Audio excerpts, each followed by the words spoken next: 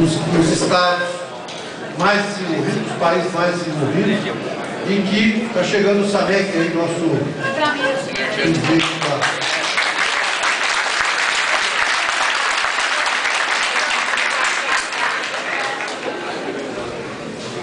a doutora Olívia, vice-presidente da Combupar. Eu já passei aqui.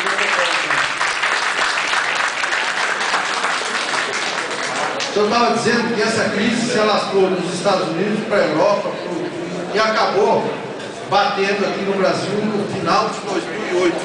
Embora ela já tenha se desenvolvido desde meio de 2007, nós fomos sentir os efeitos em 2008. De certa forma, o governo teve tempo de observar e se preparar. E acho que tem duas coisas fundamentais que levaram à superação da crise no Brasil. Primeiro, que nós agimos muito rapidamente. O governo tomou medidas, nós reduzimos impostos, negociamos com as empresas, manutenção dos postos de trabalho, nós fizemos os bancos públicos aumentarem a oferta de crédito, enfim, tomamos uma série de medidas que garantiram que depois de cair um pouco a economia começasse a crescer de novo, embora no ano passado nós tenhamos andado de lado. Em 2007 o Brasil cresceu 6,1%, em 2008 foi menos 5,1%, o ano passado nós tivemos um decréscimo de 0,2%. Agora, este ano, todas as estimativas são de que o Brasil vai crescer 6,5%, 7%. O primeiro trimestre, todo mundo deve ter visto, saiu na semana passada, o resultado da economia no primeiro trimestre desse ano foi um crescimento de 9%. No mundo, perdemos para a China.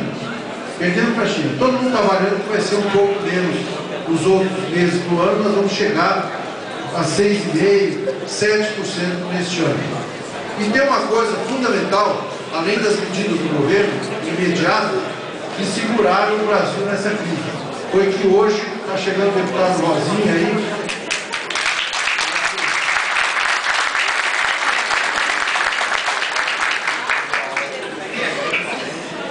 Hoje nós temos uma situação diferente do ponto de vista do mercado interno. No período do governo do presidente Lula, o número de pessoas que passou a ter mais condição de consumo, passou a ter condição de comprar aquelas coisas básicas que as famílias precisam comprar, é superior a 30 milhões de pessoas. Quer dizer, nós passamos a ter um mercado de consumo muito mais desenvolvido e segurou. O comércio segurou a encomenda das indústrias. Quando caiu a economia, por conta de ter caído, por exemplo, as exportações, a população foi que segurou aqui com o consumo interno.